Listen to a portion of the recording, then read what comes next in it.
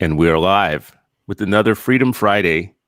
Today we have, of course, as every week, we have Shariff El-Mekki, my brother from the Eight Black Hands, born and raised in West Philadelphia. What is it?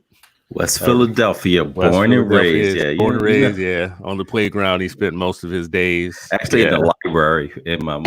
Oh yeah, okay. And in the backyard, like that's you definitely ain't Sharif. going down there. Not on the playground. playground. Martial arts class. You going Right. to Vita Sayana.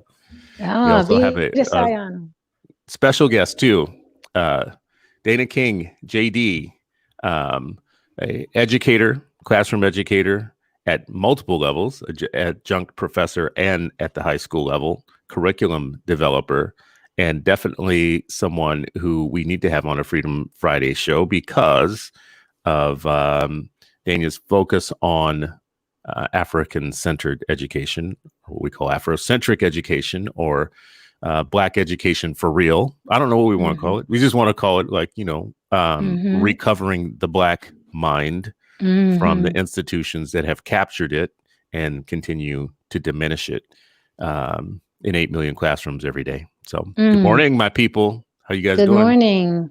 Great. Freedom Fridays. Let's get it in. Freedom Glad Friday, to have man. you, Dana. Great. Thank you. So what I'd like to say initially is that I know a lot of focus has been on the 21st century Black Lives Matter movement. And I think that one of the first things that we need to do as educators is to understand that there is a companion movement that occurs simultaneously, and that's the Black Minds Matter movement. And with that in mind, that there are thousands of lives that are being lost every day in the classroom because of the miseducation and disorientation of our children. So we should never separate those movements. We need to look at those movements as being consistently complementary to each other. So while we're fighting for justice in the streets and in our communities, we're also fighting for justice for our children in these classrooms where they're held hostage at. So I want to preface whatever we talk about with that understanding.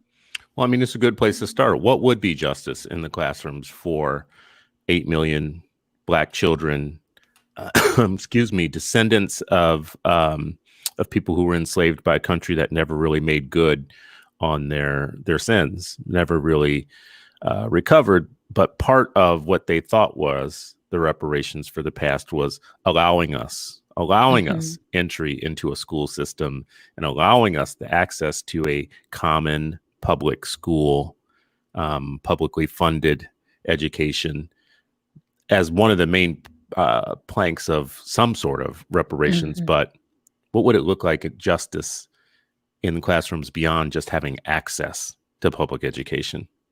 Right. So the first thing is that we have to understand the history of public education actually started with African people. The earliest schools in this society were founded by Blacks, free Blacks, those who had run away from slavery in the South. They got to the North. Sometimes those schools were held in the churches or in people's homes.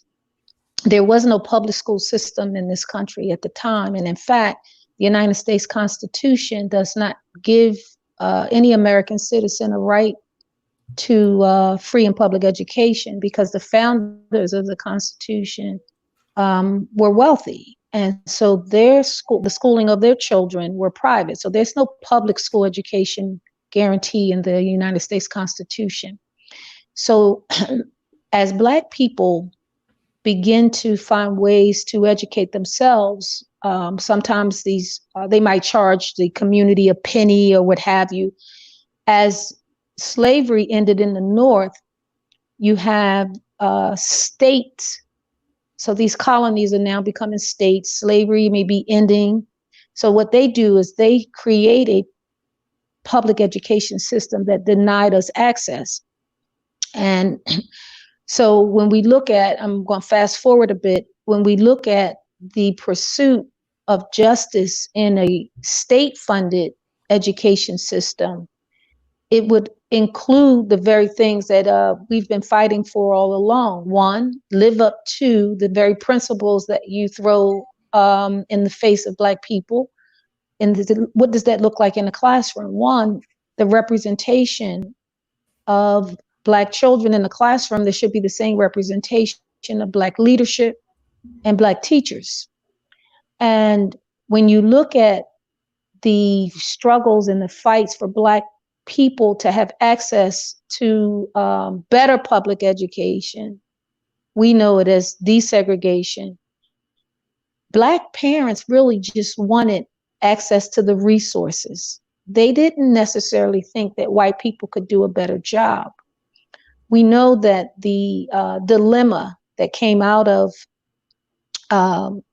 fighting for quality education or better education really was about funding. It really wasn't that we thought our Black teachers under segregation could not do the work, because they did. They produced some of the greatest minds.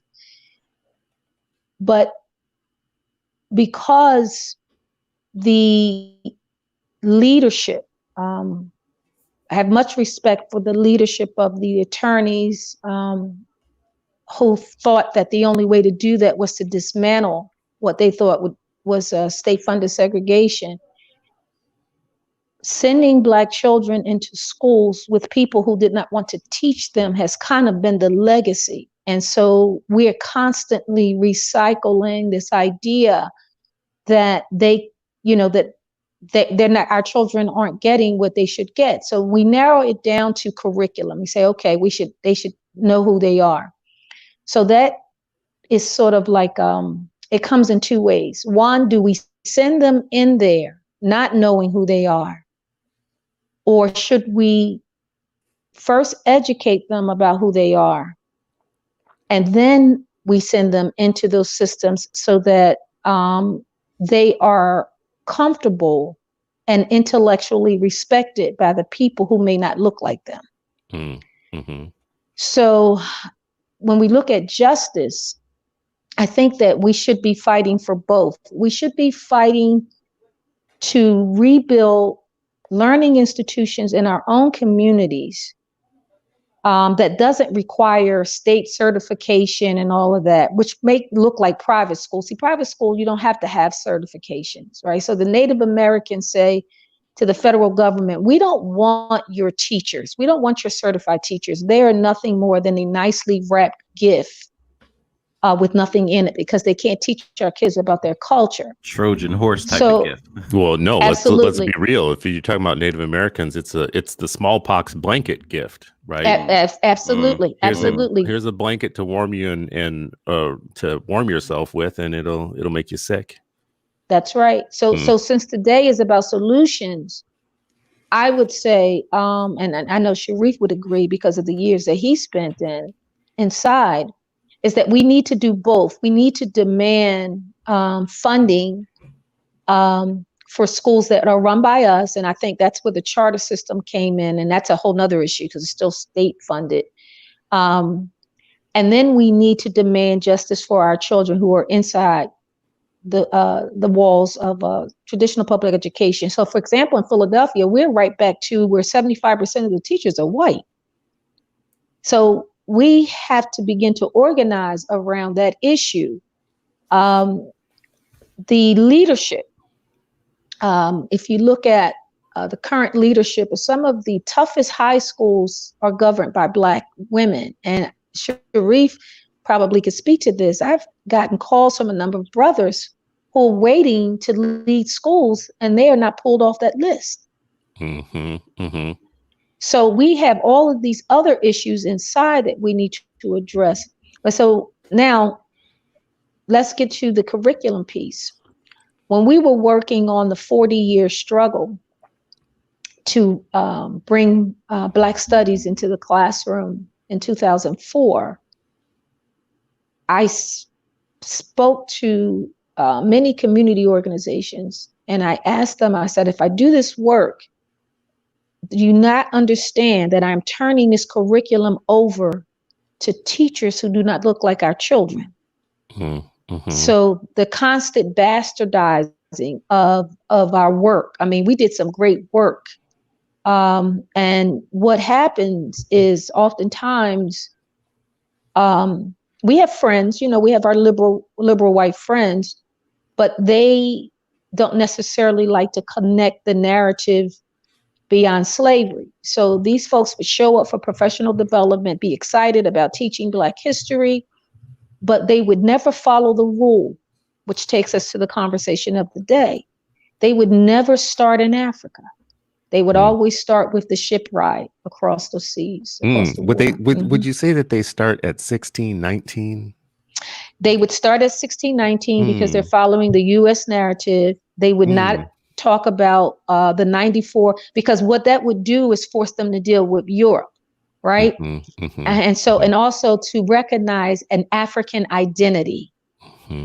And so, because even with their support of teaching Black studies, they are scared to recognize the African identity. This point on being afraid to recognize the African identity is super important for a couple of reasons. But as you're saying it, it sticks out to me how timely this is. Just for first of all, let's say we have a country that celebrates, the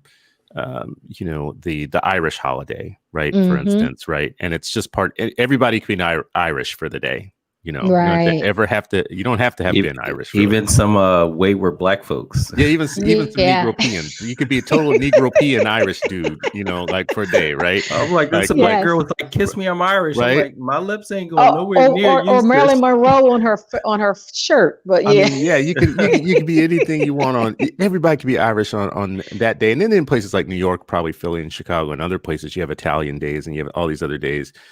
Where people could just vicariously live through another identity. But when it comes to the Black identity, just as of yesterday, I read that Trump basically puts out a statement saying that he made Juneteenth famous because nobody knew what it was before he made this dumb error about wanting to schedule a rally on Juneteenth.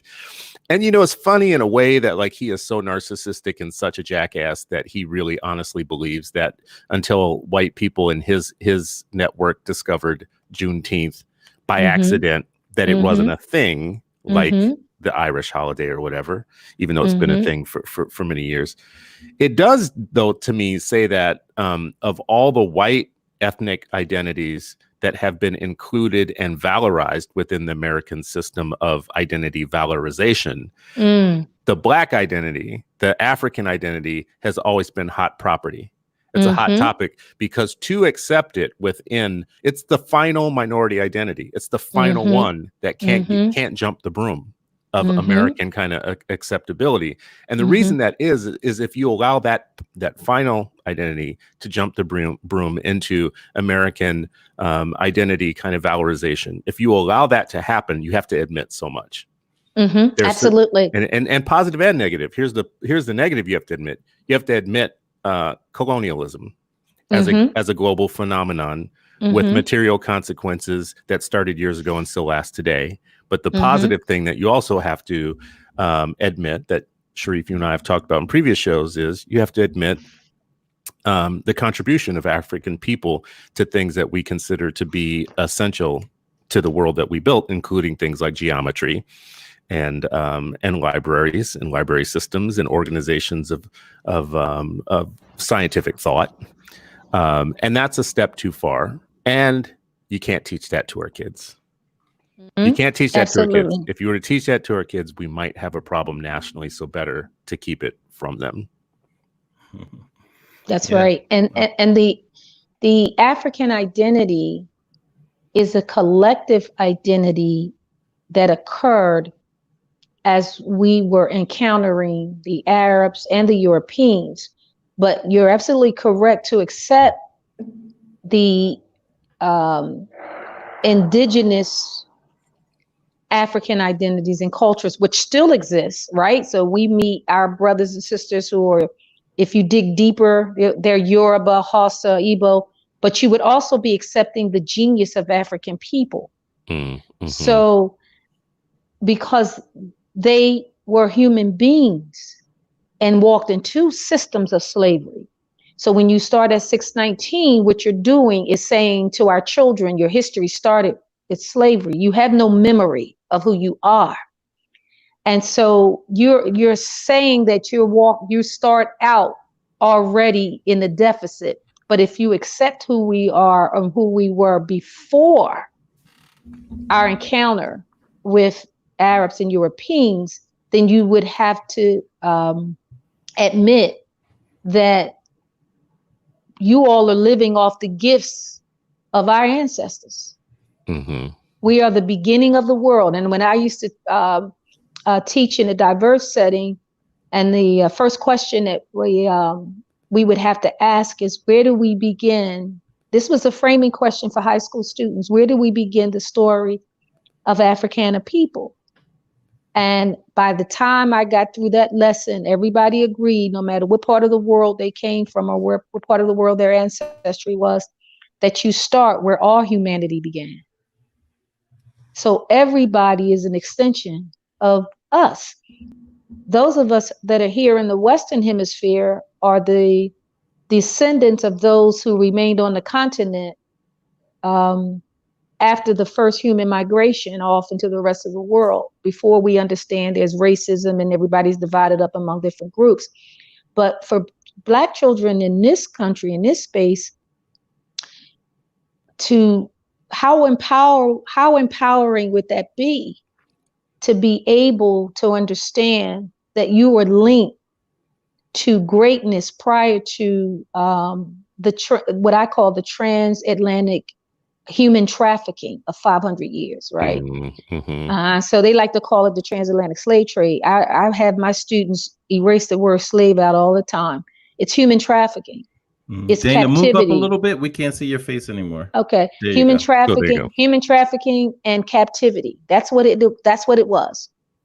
And but when you try and start that history at 1619, it's a detriment to our children. It's saying that you don't have anything before. In other words, you should be thankful. And in fact, as John Henry Clark say, when you started at 1619, what you're saying is everything beyond that is progress. Yeah, so we got to be careful, right? No. So we knew our ancestors knew what freedom looked and smelled like before they came here.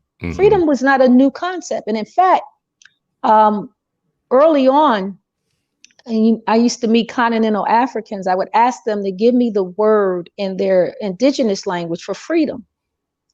And they struggled with it, because in most African languages, there is no word for the word freedom, because they never had slavery. See, people's language would tell you what kind of societies they had. So the word freedom and slave is Greek. These words are Roman and Greek words. The derivative, these are ancestral languages, terms from Europe. Even the word slave. That's why they have countries like Yugoslavia and Czechoslovakia has the word Slavic in it. So in African languages, they don't have words to define the dehumanization of people. Well, right? This is important too, because let's just stop for a second and say, because we just created a line in time, 1619. So Shariff, you've said this, and others, like, Black history doesn't begin with slavery. Black history, or slavery, is an interruption of Black history, right? So if you really buy that, if you really honestly believe that and buy that, then you have to know that we're doing our children harm every day, because we're actually really not teaching them that. Like when we talk about the Black identity, the Black person centered in U.S. history, we do start with the "we shall overcome" stuff. We start with you were in the darkness of slavery, and somehow you overcame, and now you're somewhat of a full citizen of some sort, blah, blah, blah, whatever. And if you're walking around with that as your basis of who you are, and you're missing all this other stuff, because the world existed a long time before 1619. But you're not doing that to anybody else. You're not cutting people off from European history, right? As you're like filling their head. So their operating system, I always go back to this, every kid is a hard drive, and you're putting an operating system in all of them. Their operating system has a much longer, deeper, richer kind of sense of self that bases on all of their European history. And honestly, their European history ends at the door of Africa too. So it's not like we're not cutting them off, because the white history and white identity doesn't go all the way back to Africa. As a matter of fact, it stops the moment you get to Africa. So there's a point in time where they become ignorant too, like where history becomes dark. World history becomes dark to them too. But it's even worse for Black children if you don't start before American history, and we don't. Actually, the classrooms that we're putting kids in every single day actually teach them a lot of American history that starts with their enslavement and ends with their kind of quasi freedom. You're kind of free still today. Now, Shariff, I like to bring this up for more than one reason. I like to bring this up because, number one, somebody got a Pulitzer for selling white America on the idea that 1619 is something that they need to understand if they really want to understand Black people. And we handing out Pulitzers and shit to people who like want to sell white America on a recurring bad idea, which is that 1619 is super important for them to understand, but nothing before it. And that they will really know us if they could really just get the 1619 Jesus going on in their lives, whatnot. But that's not really my problem, because I expect people who work for billion-dollar news organizations to create products that they think they can sell to white people, intellectual products that they think they can sell to white people and to Black people that want to be white. So I'm okay with that part of it. The part of it that drives me crazy is that white teachers all across the country pulled this raggedy curriculum from 1619 into classrooms with no curriculum adoption process. Mm-hmm. No vetting by local communities or local people to see whether or not this was the true history that we wanted to teach our kids. No, nothing.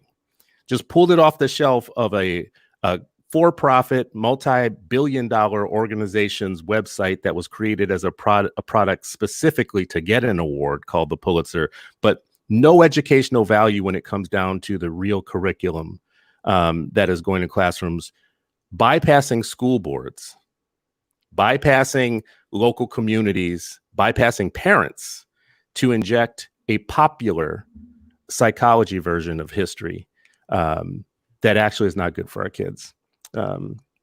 That's my rant, Shariff. I knew it was coming. I mean, you knew it was coming. You always push me back on this, but I mean, and my pushback is, and the part that you brought up. I mean, as far as like people, I think. One of the problems, teachers are always looking for resources. And so, yes, they will grab. And as Dana said, that even the white teachers that were coming to her professional development to be trained to learn how to teach Black children, they were editing the resources that were given.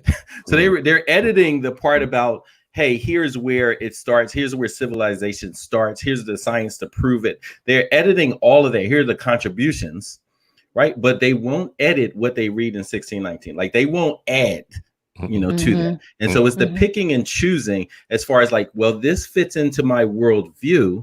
And so I'm going to latch onto it. And because one, it feeds the savior mentality. I signed up to teach in this school to help you, Black kids, because you're not lifting yourselves up by the bootstraps. So let me come here and sacrifice. And that's where all the, then later we talked about like, white tears and right. Like all of this stuff is all in the same bucket. And and everybody knows that overall Americans are dumb when it comes to history, just period, any type of history, right? So when you couple that with now, here's the history that's empowering for Black children. Here's the history that's factual for the world. They don't want to touch it.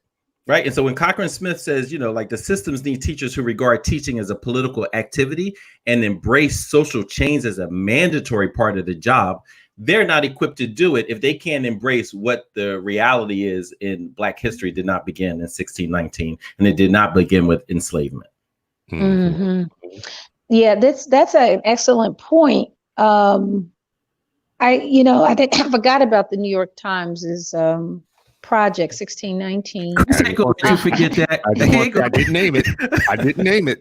I did. I'm free. I'm free. Generally put it out there. I didn't. But I do. I'd like to tell you what I would walk into the professional developments with the teachers, and I would ask this question of the white female teachers, and they gave me an honest answer. I said, if Black women were responsible for educating your children for the past 50 years, and their academic and cultural identity had grown progressively worse, would we be allowed to continue to do so?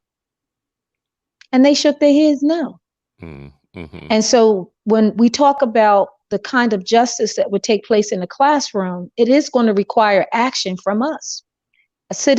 Brother Citizen Ed said, well, these curriculums are getting past school boards. Well, we need Black people to begin to get on those boards. We need Black people to don't say. Get him started on recruiting for school boards. Don't get him started, Dana. Here we go. Commercial. Just a quick commercial break. Okay. Average American school board member is white, Republican, and more affluent than the schools in the district that he serves in. Absolutely. That's the average. The typical, if you looked at the typical school board member, whiter, more male, and more affluent than the schools that person oversees. That's not to say that there's not a lot of people of color on school boards, and we should have. That's just to say, everybody watching and listening right now, it is your duty to run for school board, and I will help you. Absolutely. Hello, hooray. That's what I'm talking about. And you know what's deep is what we need to do. We need to create, and I actually am thinking about this. I just got to get some of the projects off the ground. We need to create what I call curriculum committees. See, Dr. Robertson did that, and that's how we were able to get that work in. When I got hired to do the work, they didn't realize that I was connected to the community. So they sent me to a meeting and thought that I was, the community, Brother Rob, Sister Maisha, that they were going to, fuss me out. Like, who's this person? But when I walked in, they were like, oh, that's little Dana King, because they know me since I was 5. But the people at the school district didn't know that I was a member of the community, the Black community. They just didn't know your intellectual genealogy. Right? No, they did not. They did not know. So it was kind of funny. But I just want to say that Dr. Robinson, Dr. Donald Clark, and a brother named Jerome Avery formed a curriculum committee. And so I would take the textbooks to our meetings, and we would go through the textbooks. And even though I worked for the school district and that was my job to fix the curriculum or to create new curriculum, I worked with the community to actually say what had to come out, what we needed to put in. But I want to provide an example of how we can tell when teachers aren't doing what we ask them to do. So there was a lesson that I wrote on Phyllis Wheatley, and we trained the teachers on the lesson. And we introduced the lesson by teaching the geography of the place she came from, which was the Senegambia, and given some background on the people of the Senegambia.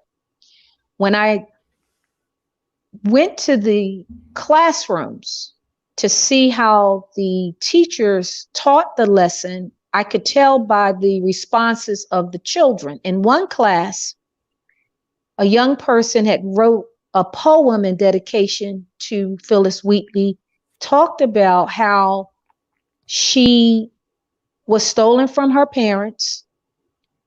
In that poem, it also spoke that she learned new languages like English, French, and German, giving credence to the fact that at 7, you do know your own language, right? And at that time, she would have likely spoken her indigenous language and Arabic. Whereas in the other classroom, the young person wrote that she was the first African-American poet and was taught how to read and write. So look at the difference and how if the teacher does not teach our children how our ancestors came from Africa, look what is the result of the understanding of the child. So those are the things that I would document as I went into the classrooms to see how they were delivering the message that we put in the curriculum. Another example is Harriet Tubman. We always wrote about Harriet Tubman's ancestry. We know, I think, Sharif, you said her father. So I will use that, but the father or the grandfather were likely Akan. And so the Akan people of Ghana are called the forest people. That's their sort of their trait, their ability to read the forest.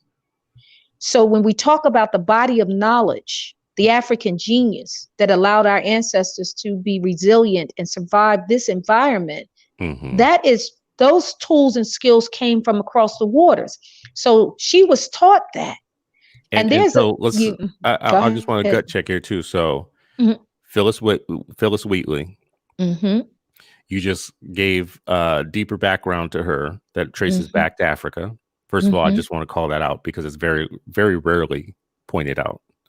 Right. It's again another lesson of how we talk about people who learned poetry, not who she actually was. Right. Not who she actually was and where her roots came from that go beyond just the 16-19 start point in life. Right. Like the multilingual 7-year-old. Multilingual 7-year-old. And this is because as you were talking, this is one of my favorite examples of how history gets jacked up sometimes. Thomas Jefferson is one of my favorite sociopaths to talk about in American history. Right. A total child rapist, sociopath, whatnot, who gets lionized as being one of the founding fathers and one of the fathers of intellectual thought in the United States. And this is why we can't talk Afrocentricity in honesty in classrooms. And this is why. You just gave us a history lesson on Phyllis Wheatley. And look what Thomas Jefferson said about Phyllis Wheatley. Phyllis Wheatley was part of three people: Dr. Benjamin Rush, and Phyllis Wheatley, and actually I shouldn't just say three people, multiple people, to prove that people of African descent were capable and deserving of freedom. Like their intellectual product actually made them real humans. And his pushback in the notes on Virginia to that was he wrote a long diatribe about why that wasn't true. All the scientific reasons why Black people were not fully there and equal. But he wrote about Phyllis Wheatley. Misery is often the parent of the most affecting touches in poetry. Among the Blacks, there is misery enough, God knows, but no poetry. Love is the peculiar ostrom of the poet. Their love is ardent, but it kindles the senses only, not the imagination. So we're not very imaginative. We don't have any poetry. We have all this pain and suffering, and we can't translate it into good works of poetry. Then he says, religion indeed has produced a Phyllis Wheatley, but it could not produce a poet. The compositions published under her name are below the dignity of criticism. Wow. Yeah. So you would American hero. You would have to teach that. If you were a teacher and you were teaching Phyllis Wheatley, you would have to teach what you just did. You just taught me and everybody here about African roots. And then you would have to say, okay, let's put things in the context of the times, though. America's most famous founding father, sociopath, child rapist, said this about Phyllis Wheatley. And that would be a true statement, right? That would be a true lesson that you would have to teach. Now, what white parent wants their kid in the classroom where someone's going to teach that? Right. And see, what you just did is the other part of the lesson. That's the other part of the lesson. And then we would have to say that his disdain for Black women was such that he just couldn't keep his hands off of the Sally Hemings. Sally Hemings couldn't get her name out. Yeah, because she was 14. And today, that's right. That would make him, like you said, a child rapist and a pedophile. And I like how Gil Scott Heron opens up. What's that poem? He talks about George Washington being a slave owner general. The founding father of this country is the slave owner general. So right, you're absolutely right. So we're what's good for Black children is good for all children. So you're right. They don't really want us to teach this level at this level because it would have them they would have to confront their own narrative. Teaching the truth about our history. They'd have to honestly do it. They would have to honestly do it. Listen, if you're going to have problems in the United States with people wanting to rip down statues of inhumane people, good Lord, what do you think that they would do if you wanted to rip down text that lionized child rapists and sociopaths in their own history? Oh my right? God. Because pulling down a monument is a physical minor issue.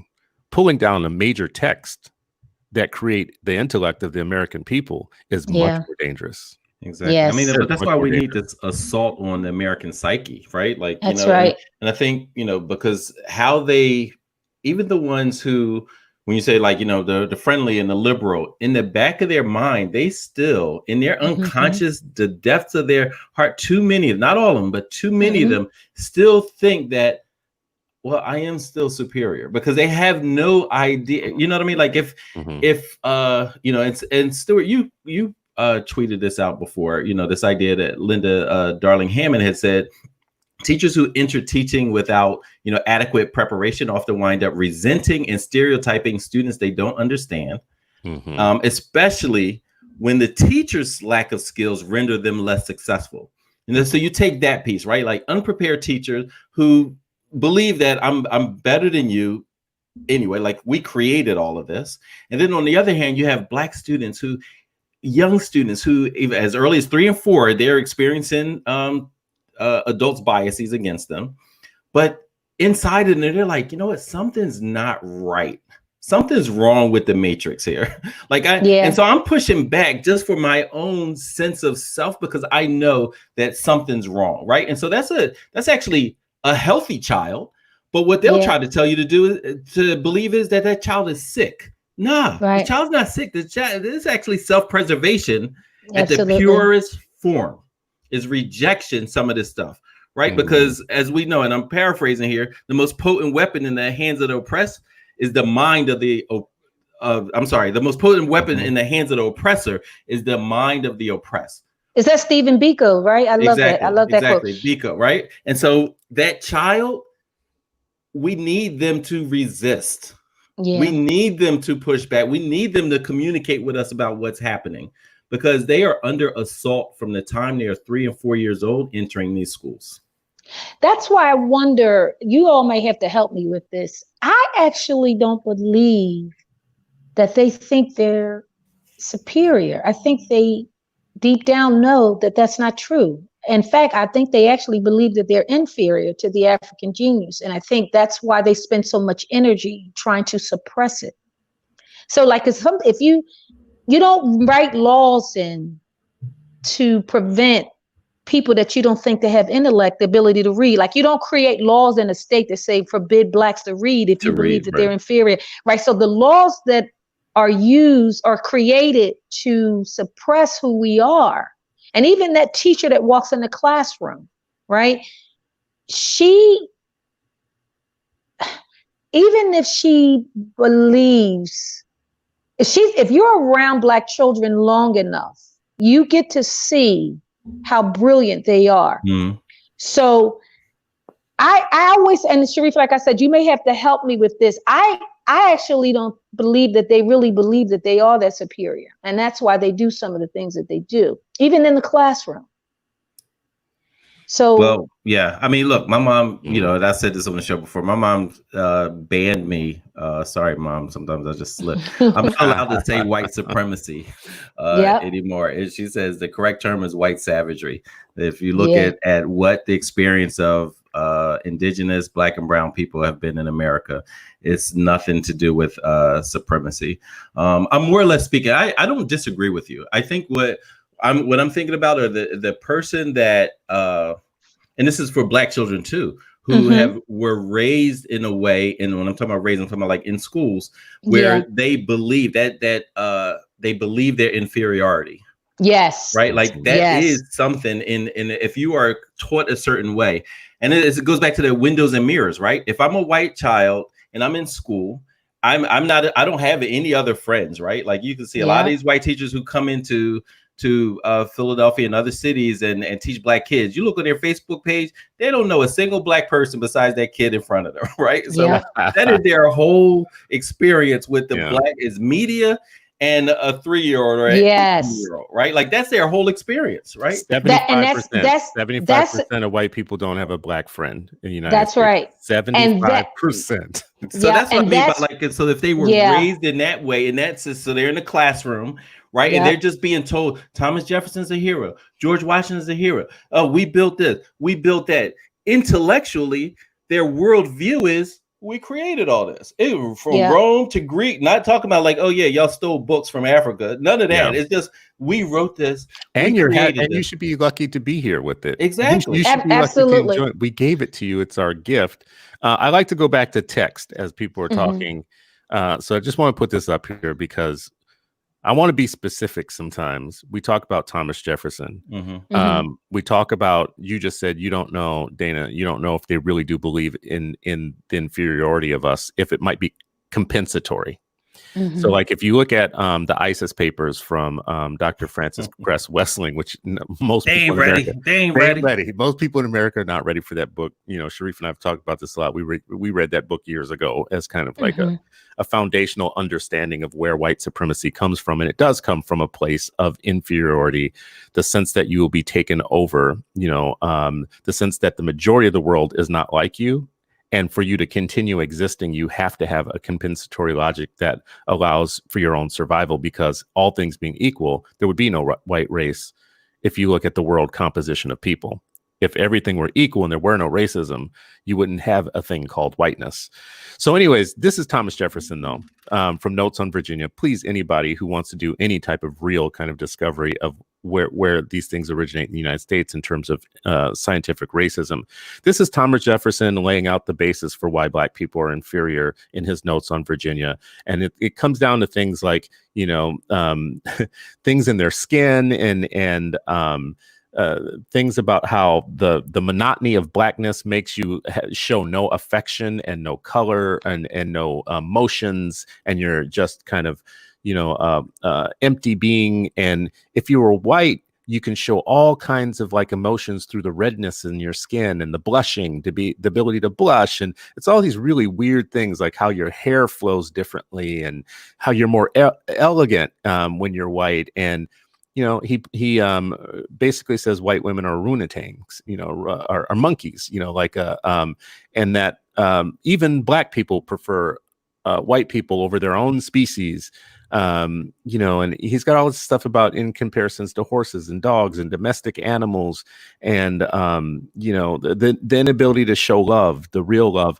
A black after hard labor through a day will need less rest and will be fine with the slightest of amusements to sit up until midnight or later. You know, it's a scientific basis for scientific racism that has deep origins within our country, but we talk about him as a political figure. We don't talk about him as kind of like the white supremacist in chief that still has roots in our current white supremacist in chief. This is a long-standing thing.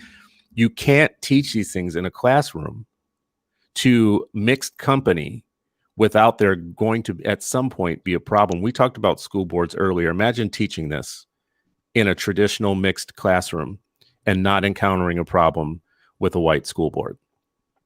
Imagine that happening.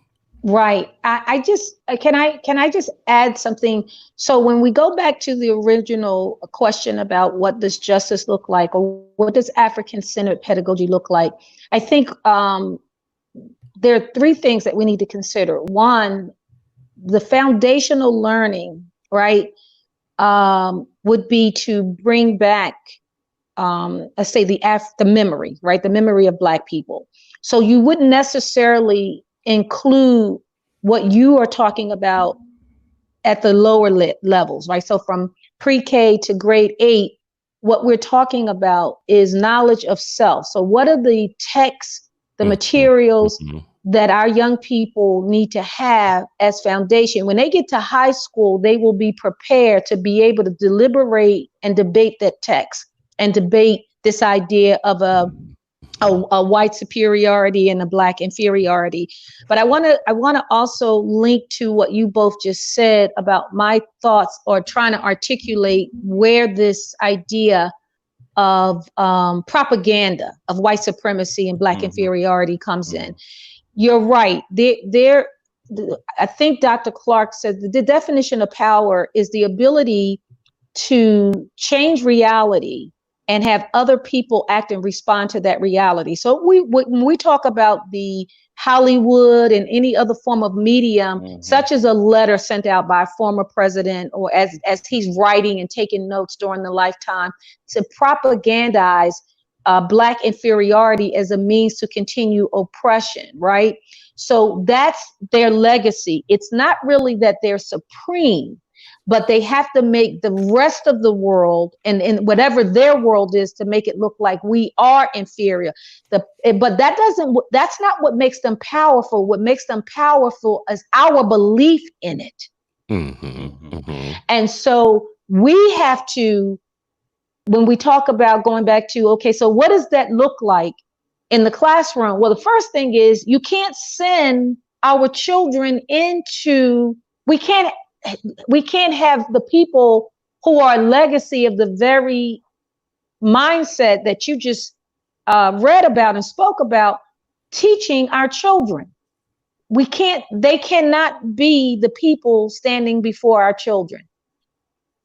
They cannot. So even if they're coming in with this idea, as me and Shariff was just talking about, we believe in social justice and what have you, I can name 100 of them whom I actually like, but they still didn't get it. And these are classroom teachers. And so we need to figure out how we really want to educate our children. Because if we continually send them to the children of the oppressive system, we're going to continually have this same fight. Because at the end of the day, I'll just provide another simple example. I retired from Central High School, right? My first teaching experience was at Ben Franklin. Best experience I ever had, 10 years. And then I taught at Central before I went downtown. So my students, and the interesting thing is, the smartest kid I ever taught came from Ben Franklin. Both parents on drugs. And this is neighborhood school. So right. Lebanon, Cumberland. Right. Both the best and the brightest kid I ever taught. And he loved history. History and technology. Well, when I get to Central, the students would say to me, Miss King, like we say, the work is too difficult. You didn't teach this way when you were at Ben Franklin. Yes, I did. I never changed my teaching style, but I'll tell you about the Jewish kids. Whenever, because I taught AP US history and I taught African American history honors. Whenever I got to the point in the US history class on the Holocaust, they would sit up so straight, waiting to see if I would make a mistake. And that's what I wanted for our children. When we do what we're supposed to do, we could send them anywhere to be educated, because they would be so well versed in their own narrative that they could hold those conversations about who Thomas Jefferson was, who George Washington was, who Donald Trump is. Right. But so we have to do that prep work for them. Yeah, absolutely. I mean, that's why I love Freedom Schools. And, we launch on Monday, right? Like, and, to have 65 high school and college students who are not only aspiring to become teachers and educators years from now, but are interested in leading and serving in their communities today, to be able to challenge, notions that are just false. And, and Asada Shakur told us, like no one's going to give you the education you need to overthrow them. And that's overthrow them isn't just like in this physical, people think like overthrow them from your mind. Absolutely. Right? Like that. When I was little, I remember I watched some movie where and some, this old elderly lady said, well, you know what? The devil can't come in your house unless you let him in. Absolutely. Like he can never just enter.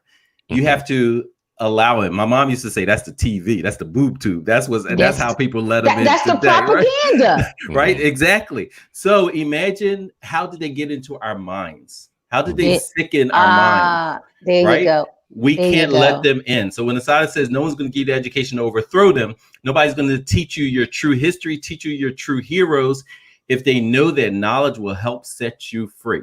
So absolutely. I agree. Like I said, yes, they used this propaganda of inferiority and superiority, one, to make money. It was just pure greed. And then they said, let's create this kind of racist paradigm Yep. to continue to benefit us, right, and give us this power and give us the wealth. It's the same thing. It's the empire, right? Like they use colonialism as a way to extend the empire. Then later they said, hey, you know what? That's expensive. Let's do it a different way. Let's infect their minds, both ours, both theirs and ours, right? And ours. Yeah. And I will say, as a Black woman, they get through our children through us. There's a different type of resistance that we each have. Mm-hmm. During the enslavement period, Black women were more likely to resist because it was her body that was the legal instrument that would continue slavery. So her level of resistance was different than the Black man. However, when Black men resist, it's threatening to them. And so right now in the 21st century, what happens is in any society, women are responsible for delivering the culture. That's our job, right? From the womb all the way. That's what we do. And so if my mind is not right, the mind of my children won't be right. And so I'm real careful when I say things like that, because as women, sometimes we are using their definition of relationships to define how we should interact with each other. And so, so that's gonna be another discussion. We're going to bring you back. I know. But in terms of the education of our children, I always say, if the mother can read, the child will be able to read. If the mother is conscious, the child will be conscious. And so we have so much that we have to undo. And I'm going back to I always refer back to the narrative, how it's been taught. Frederick Douglass, written in every textbook, the white mistress gave him books.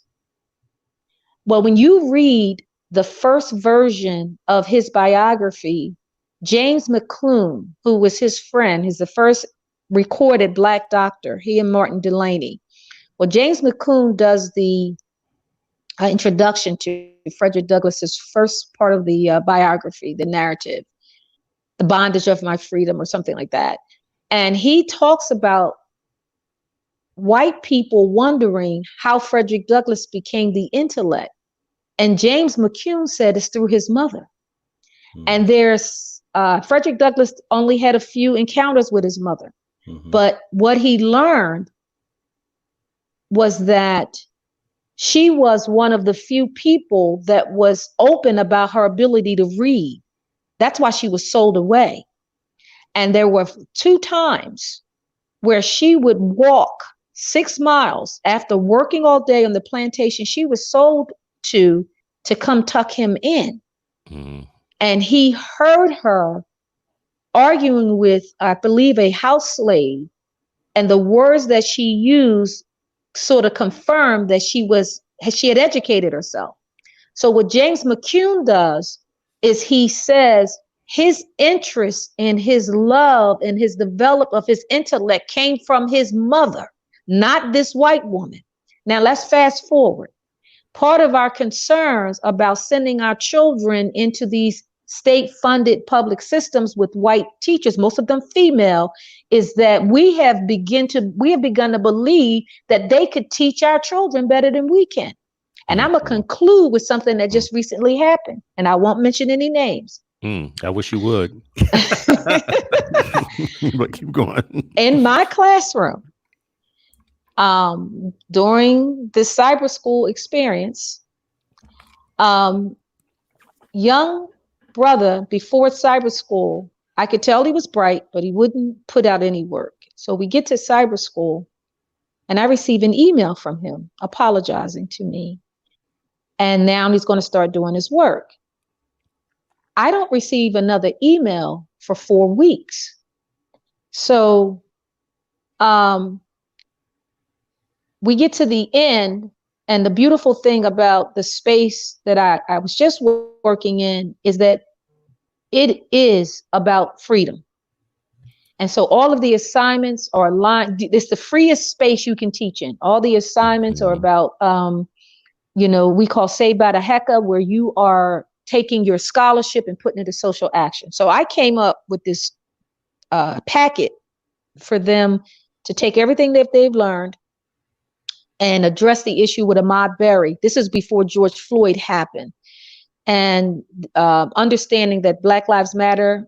There's a 19th century movement called Anti-Lynching Campaign under Ida B. Wells. That's Black Lives Matter. So trying to get them to understand that this is not new. We've always been okay. We get to the end of the term, and I get a text saying that I am to call the student's tutor. I call the tutor, and the guy wanted to tell me, and he's white.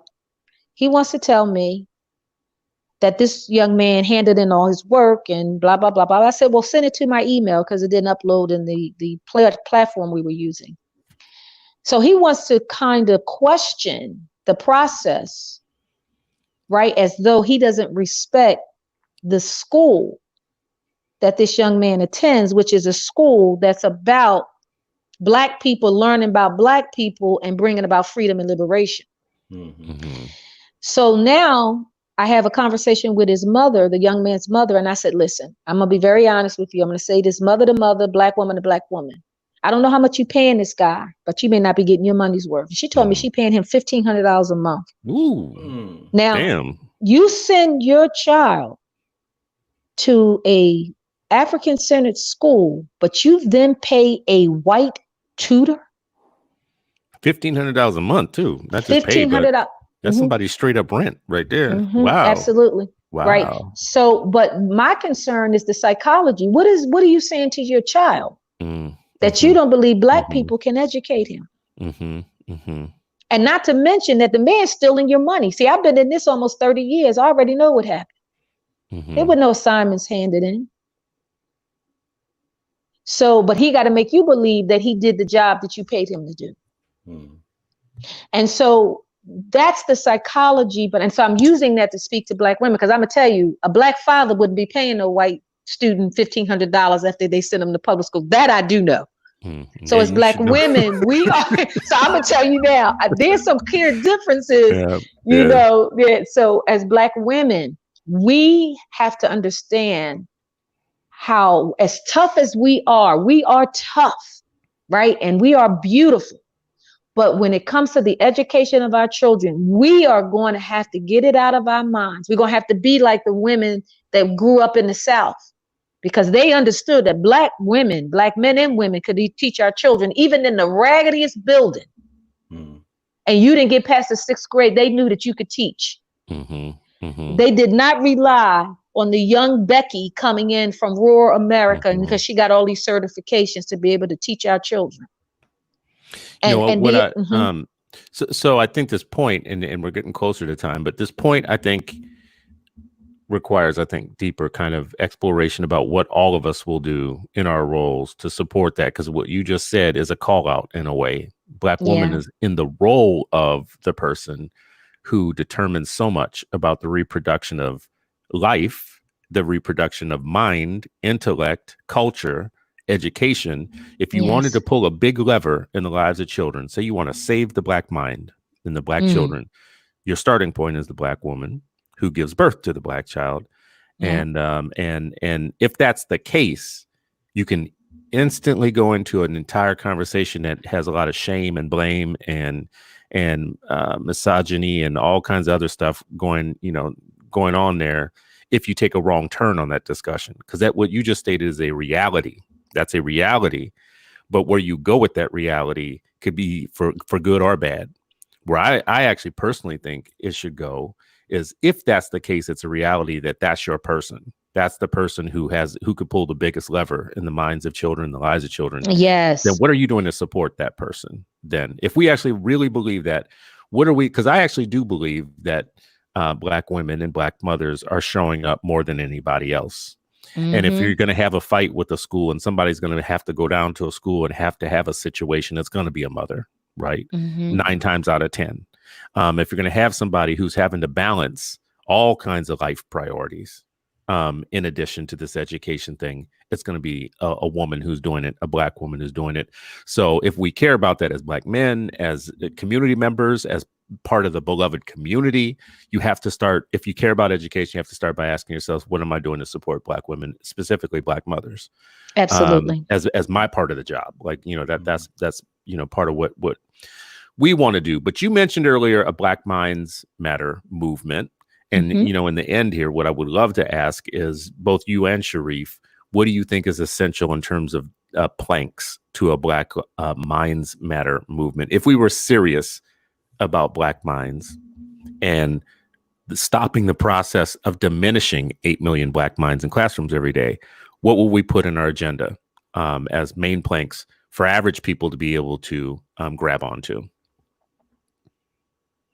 I mean, we spoke about this a while ago, Chris. Some kind of what, when we talk about like just imagine for our legacy civil rights organizations, every time a Black child was born, they got that box, right? Like the box black of, box. Yeah, the black box of here are things, here's essential reading for you. Here's their first couple of books, an example, like they start their personal library for child.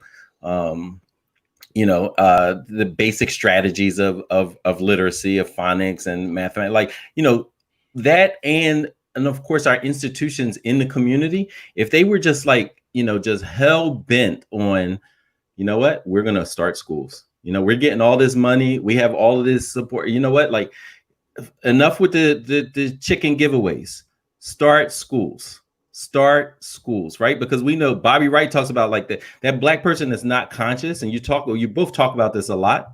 If they're not conscious about their Blackness, no sense of history or destiny, then they end up being employed by the oppressor and oppressing the children, right? What we need, or what James Baldwin describes, is like that paradox of education of you're educated so well that you start questioning the very system that educated you. That's you're on the right path. There you go.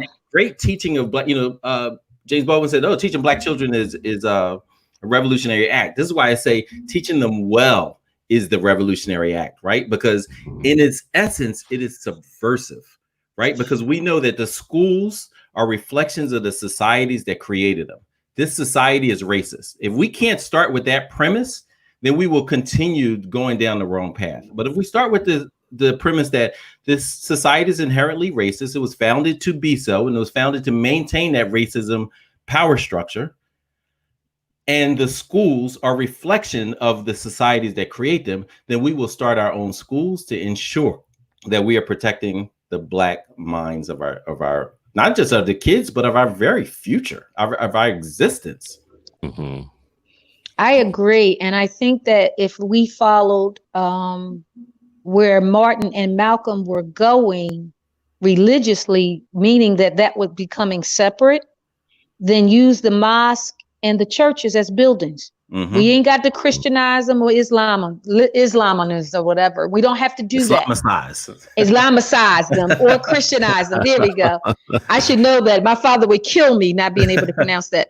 But so the buildings, we got the buildings just from Broad only to Broad Green is 151 church buildings. We got the spaces. And we have HBCUs. We have some place to send them after we graduate, right? That's right. Exactly. But also this virtual you're talking about platform, segregating Black kids from the system. You are talking about segregation now. Ooh, okay. You all can segregate, but we can't. Okay. No, it's not. Actually, when other people do it, they don't call it segregation. No, it's not segregation when they do it. It's only segregation when Black people when we do it, right? Yeah, because two or more people is a gang. So like and 3 or more is a lynching. Is a lynching, yeah. Yeah, that's the definition of a lynching. That's why when you walking with your boys, you're like, 2 of y'all got to go ahead. But I like this virtual platform too. We could actually, like, this is what you are doing. This is free. I could tap in and learn. So we need to bring back the community, right? So not only we're teaching our children, but we're also, that's right. And it's free. And guess what? Some of this stuff needs to be mandatory, right? So when I say mandatory, it's like we can't make Black people do what we think is right, but there needs to be some very, very, very basic things that we agree. That's right. Yeah. Just a social norm. Social norms are powerful. When I went there, you don't, in Muslim households, you take your shoes off when you come in the house. Like that's you, like everybody's gonna look at you sideways. You come up in the masjid with your shoes on, right? Like that's a powerful social norm. We could do the same thing about the Black Minds Matter, instructive practices around that. So, as we wrap, I do think that this is where the power is to talk about what the next cultural movement is around the support of a healthy, humane education for Black children that positions and prepares them for a life of fighting for their humanity in a country that isn't going to love it. Some things I heard today and some others that I had in mind already that I think could be part of the planks. I have a couple of things I took note of. Number one is this idea around that Dana, that you raised, this idea around the support of the Black mother as the primary unit of change for all of Black education and Black kids. You can't get away from that. Like as it's not the end all be all in terms of if you're a Black dad and you're a single father that you have to listen to this and hear it as you don't matter. I'm just saying in the big picture, what you do for Black women, you do for Black children. Right. So so that has to be a big piece of a plank of anything about Black minds mattering. Second thing is we need our Black educators to be free to go out and be pioneers and explore new ways and new methods of building new schools and new ways of teaching Black children. So to the extent that our Black educators aren't free or they are under attack or under assault or limited or demoted in any way, shape, or form, that has to be a rally cry for us. Like a key thing for us is to set our Black educators free to scout out the new territory for us. Third thing is new schools. Like the old schools, you can't put like new wine in an old wineskin, right? So like we do need some new schools. We need some new things to happen here. So that's part of freeing our Black educators is to set them off to go find the ways to build the new schools. We can't get every kid in America out of the traditional system, but we can't leave them in the traditional system in that intellectual slavery and pretend like it's the best that we can do. We got to do something different. In terms of this conversation today, it's good that both of you all are focused on curriculum, like what we teach and how we teach. If we can't win the curriculum wars, we're in trouble. Yeah. Because again, that's the software that we're putting into hardware is the curriculum, what you teach, how you teach. Now, Shariff, that's the extension to the propaganda that we consume in the media. I love that word. Propaganda instead of we're getting right now isn't curriculum. We're getting propaganda. Yep. And actually, to that point, you're gonna kill me for this, but I'm gonna do it again, brother. I'm gonna keep bringing it up. I'm gonna keep going because this is the glaring example of how popular psychology and popular thought ruins a smart debate.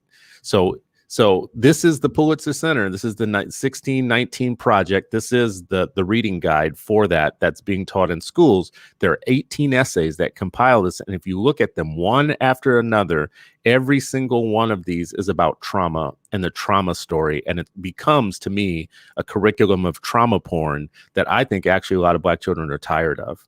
They're tired of having their entire being characterized in terms of their brokenness, their trauma, the things that have happened bad, while kids sitting right next to them are talking about the great things that their people have done and their greatness. And this entire curriculum is trauma, and political ideology about what white people need to do to help us overcome the trauma, but nothing here about our greatness. Nothing about our contributions to science, to civilization, to politics. There is, towards the end, something oddly enough about our contribution to popular music, popular American music, right? Yeah, that feeds a lot of tropes, right? I mean, come on, it feeds all kinds of stereotypes of everything that you could say that we have contributed to the world. We've contributed to entertainment. And it's told through the lens of not only did we contribute to it, it was stolen from us and appropriated. So again, it's just all trauma porn.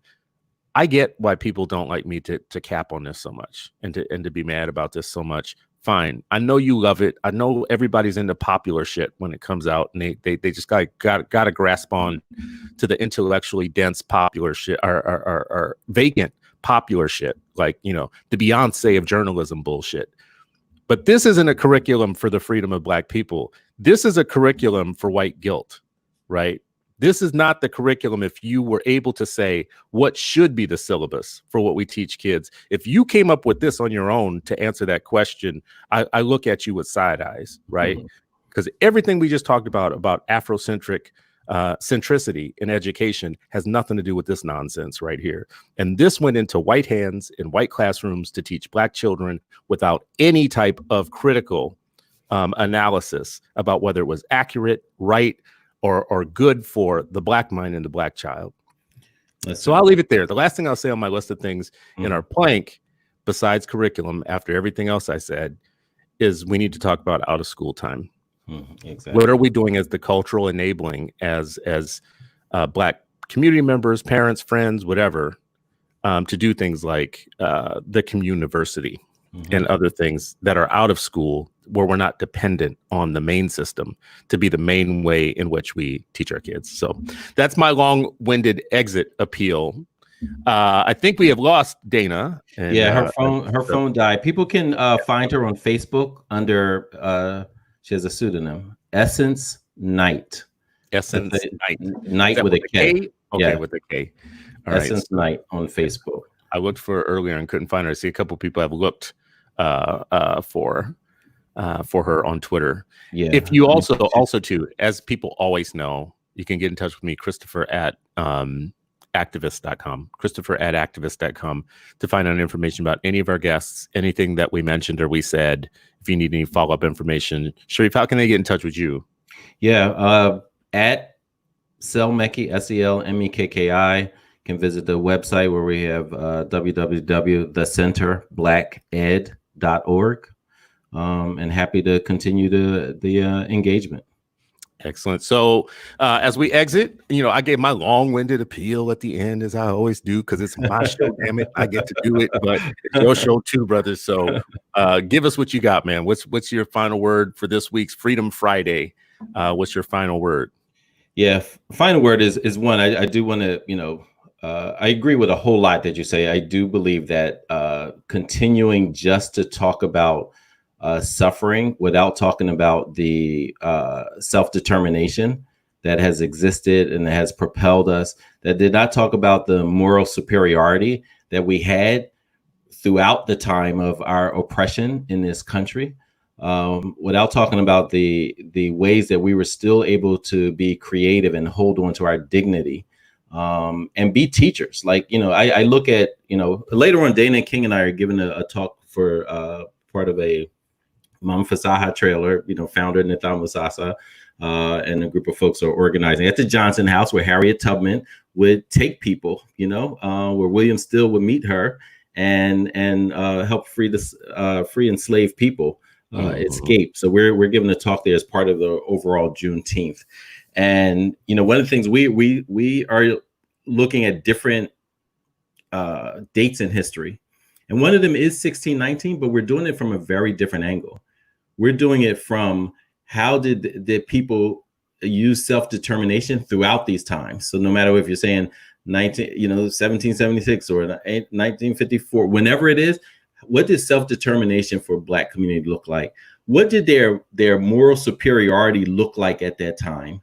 What did their religious background, right? Like when I say Black people are teachers in this country, all Black people, white people would say, oh, this is Christianity. And they say, nah, that's not Christianity.